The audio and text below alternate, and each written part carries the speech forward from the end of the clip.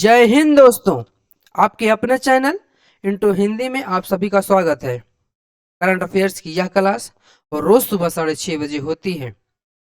अगर आप हमारे चैनल पर नए हैं तो चैनल को सब्सक्राइब करें और साथ में बेल आइकन दबाकर ऑल नोटिफिकेशन ऑन कर लें ताकि लेटेस्ट वीडियो की अपडेट आपको मिलती रहे। तो चलिए क्लास स्टार्ट करते हैं। आज का पहला प्रश्न है,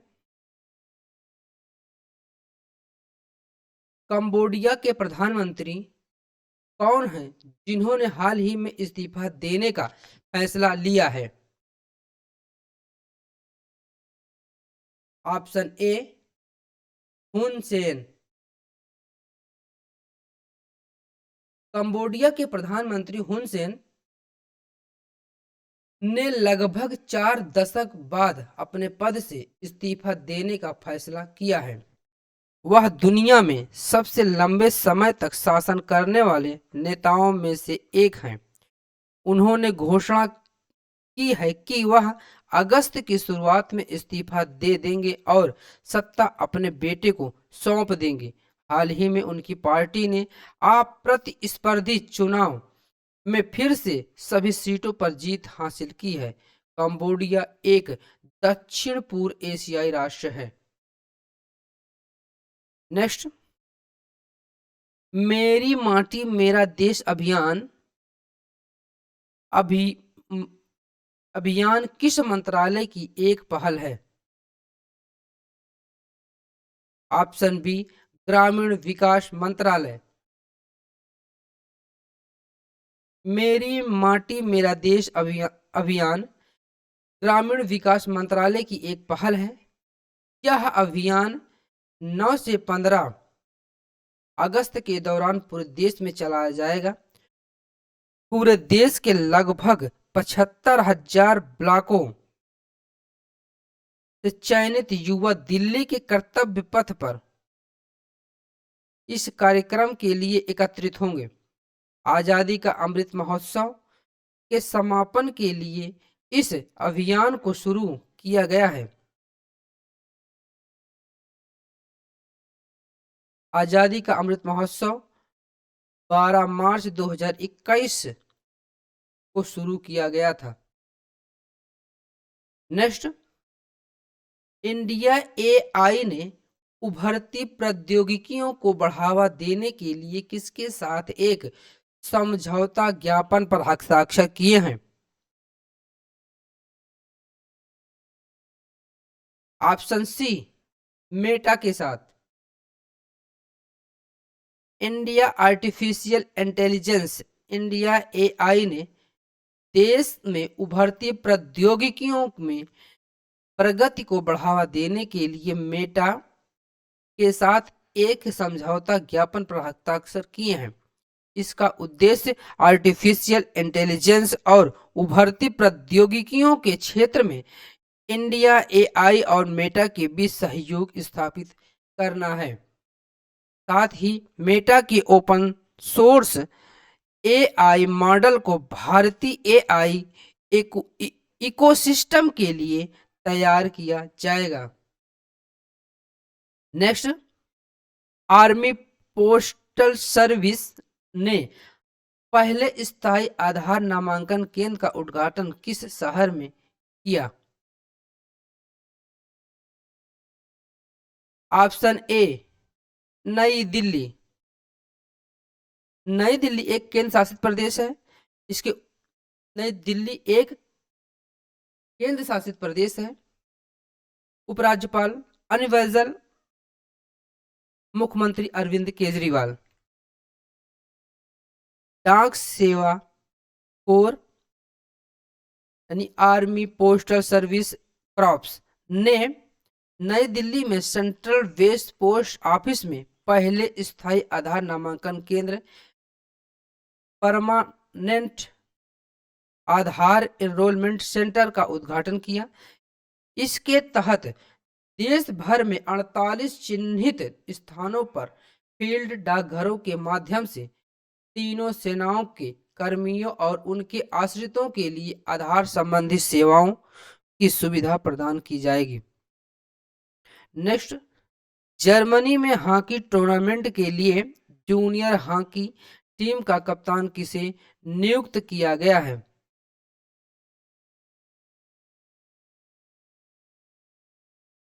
ऑप्शन सी, उत्तम सिंह को।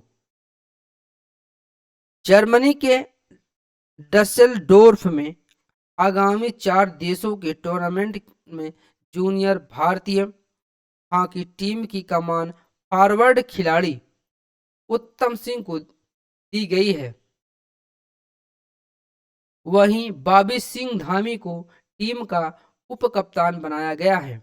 18 से 22 अगस्त तक होने वाले इस टूर्नामेंट में भारत, इंग्लैंड, स्पेन और मेजबान जर्मनी के खिलाफ खेलेगा। हॉकी इंडिया ने 20 सदस्यीय टीम की घोषणा कर दी है। नेक्स्ट, किस अफ्रीकी देश में सेना ने तख्ता पलट कर राष्ट्रपति को पद से हटा दिया है? Option D, niger. पश्चिम अफ्रीकी देश नाइजर के राष्ट्रपति टेलीविजन पर सैनिकों के एक समूह ने कहा है कि राष्ट्रपति मोहम्मद बजूम को सत्ता से हटा दिया गया है। तख्तापलट के बाद देश की सीमाएं बंद कर दी गई हैं। कर्नल अमादव अब्दुल मानिक ने कहा कि देशव्यापी कर्फ्यू घोषित कर दिया गया। क्षेत्रीय और वैश्विक नेताओं ने बजौम की रिहाई का आह्वान किया है। नेक्स्ट, एशियन पेंट्स ने कंपनी के नए अध्यक्ष के रूप में किसे नियुक्त किया है? Option B, R Seshasai. Asian Paints के नए अध्यक्ष के रूप में आर शेषसाई को नियुक्त किया गया है। एशियन पेंट्स के बोर्ड ने कंपनी के अध्यक्ष के रूप में शेषसाई को नियुक्ति को 1 अक्टूबर 2023 से मंजूरी दे दी। वह 22 जनवरी 2027 तक इस पद पर बने रहेंगे। शेषसाई 1998 से 2011 तक अशोक लीलैंड लिमिटेड के प्रबंध निदेशक, 2011 से 2013 तक कार्यकारी उपाध्यक्ष और 2013 से 2016 तक गैर कार्यकारी उपाध्यक्ष रहे थे। नेक्स्ट, वर्ष 2021 में किस राज्य में अनुसूचित जाति समूहों के खिलाफ अपराध दर सबसे अधिक थी?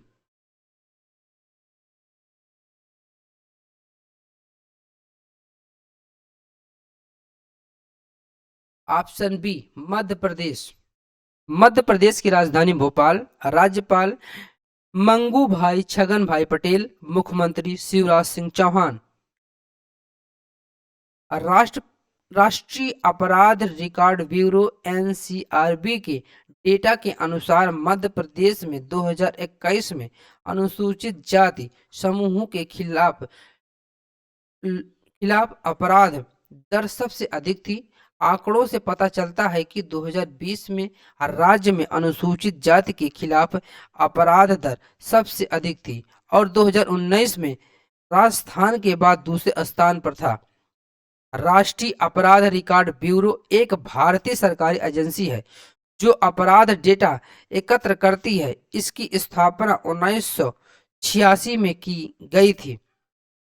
नेक्स्ट, नई दिल्ली में सेना डाक सेवा कोर द्वारा उद्घाटन किए गए पहले स्थायी आधार नामांकन केंद्र PAEC का उद्देश्य क्या है?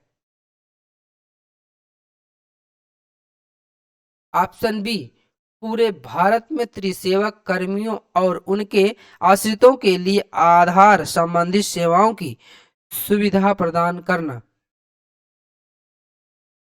पूरे भारत में त्रिसेवक कर्मियों और उनके आश्रितों के लिए आधार संबंधी सेवाओं की सुविधा प्रदान करना। सेना डाक सेवक कोर ने 26 जुलाई 2023 को नई दिल्ली में सेंट्रल बेस पोस्ट ऑफिस में पहले स्थायी आधार नामांकन केंद्र का उद्घाटन किया है।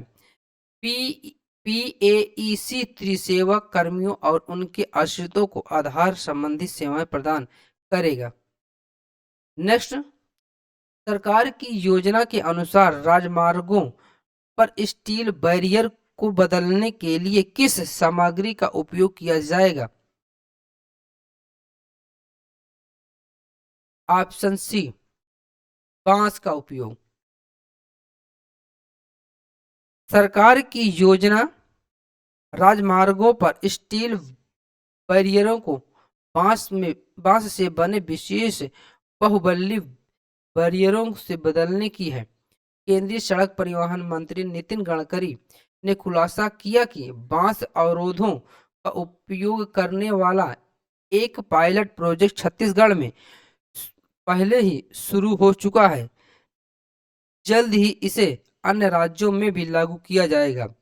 छत्तीसगढ़ की राजधानी रायपुर, राज्यपाल विश्वभूषण, मुख्यमंत्री भूपेश बघेल। नेक्स्ट, उस योजना का क्या नाम है जो ब्रिटेन के लिए स्नातक स्तर की योग्यता वाले 18 से 30 वर्ष के बीच युवा भारतीयों को कार्य वीजा प्रदान करती है?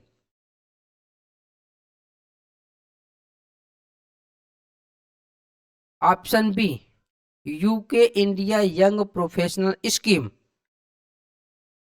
ब्रिटिश सरकार ने UK India young professional scheme के तहत दूसरा मतपत्र लॉन्च किया है, जिसमें यूके वीजा के लिए स्नातक स्तर की योग्यता वाले 18 से 30 वर्ष की आयु के भारतीयों को लक्षित किया गया है। नेक्स्ट, लॉन्ग मार्च 10 रॉकेट हाल ही में खबरों में देखा गया एक नया क्रू लॉन्च वाहन किस देश द्वारा विकसित किया गया है? ऑप्शन बी, चीन। चीन का नया वाहक रॉकेट मानव युक्त चंद्रमा लैंडिंग मिशन के लिए है। क्रू मॉड्यूल और चंद्र लैंडर दोनों को रॉकेट द्वारा पृथ्वी चंद्रमा स्थानांतरण कक्षा में ले जाया जा सकता है।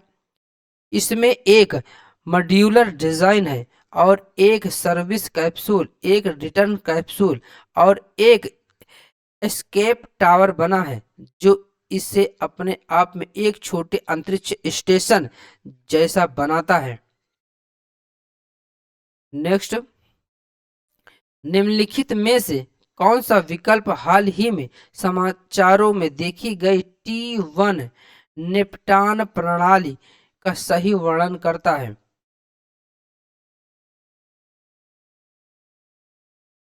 ऑप्शन सी, यह सुरक्षा लेन देन की निपटान तिथियों को संदर्भित करता है जो लेन देन की तारीख और एक दिन पर होती है।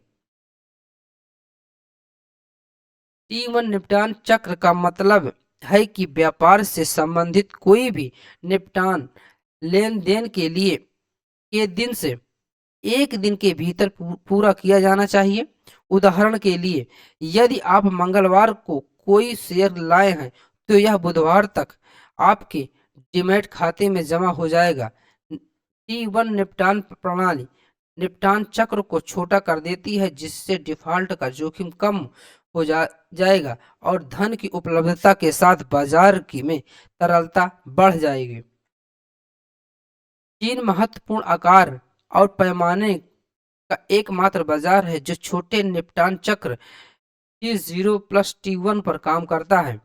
सेबी ने 1 अक्टूबर 2023 से सभी लिपियों के लिए T1 निपटान चक्र में बदलाव की घोषणा की। पहले भारत ने T+2 निपटान का पालन किया और अब T1 निपटान को अपनाता है। T1 का मतलब है कि लेन देन पूरा होने के एक दिन के भीतर निपटान पूरा किया जाना चाहिए। वर्तमान में भारतीय डाक एक्सचेंजों पर लेन देन 2 कार्य दिवसों में निपटाए जाते हैं। नेक्स्ट, अविश्वास प्रस्ताव के संदर्भ में निम्नलिखित कथनों पर विचार कीजिए। कथन एक, अविश्वास प्रस्ताव में लोकसभा में इसे अपनाने के कारणों का उल्लेख होना चाहिए। कथन दो, इससे संपूर्ण मंत्रिपरिषद के विरुद्ध लाया जा सकता है, किसी एक मंत्री के विरुद्ध नहीं। ऑप्शन डी, कथन एक गलत है लेकिन कथन दो सही है।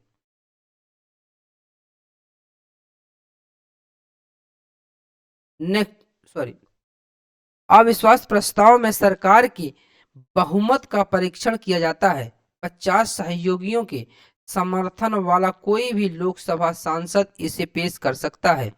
लोकसभा इस प्रस्ताव को पारित कर मंत्रालय को हटा सकती है। अनुच्छेद 75 मंत्रिपरिषद को सामूहिक रूप से लोकसभा के प्रति उत्तरदायी बनाता है। अविश्वास प्रस्ताव को स्वीकार करने के कारणों को बताना आवश्यक नहीं है। किसी एक मंत्री के विरुद्ध अविश्वास प्रस्ताव नहीं लाया जा सकता यदि यह लोकसभा में पारित हो जाता है तो मंत्रिपरिषद को पद से इस्तीफा देना होगा। नेक्स्ट, स्टार फायर एल्गोरिथम के संदर्भ में निम्नलिखित कथनों पर विचार कीजिए। यह एफएम रेडियो स्टेशनों द्वारा उत्सर्जित रेडियो फ्रीक्वेंसी हस्तक्षेप की मात्रा की गणना कर सकती है। इसे रक्षा अनुसंधान एवं विकास संगठन द्वारा विकसित किया जा रहा है। ऑप्शन ए, केवल एक सही है, एक सही है, दूसरा गलत। स्टार फायर का अर्थ पृथ्वी के चारों ओर कक्षाओं में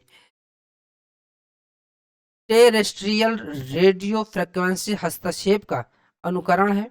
यह एफएम रेडियो स्टेशनों, वाईफाई नेटवर्क, मोबाइल टावरों, रडार उपग्रहों और संचार उपकरणों द्वारा उत्सर्जित रेडियो फ्रीक्वेंसी हस्तक्षेप की गणना और उपयोग एंटेनों को डिजाइन और फाइन ट्यून करने के लिए कर सकता है।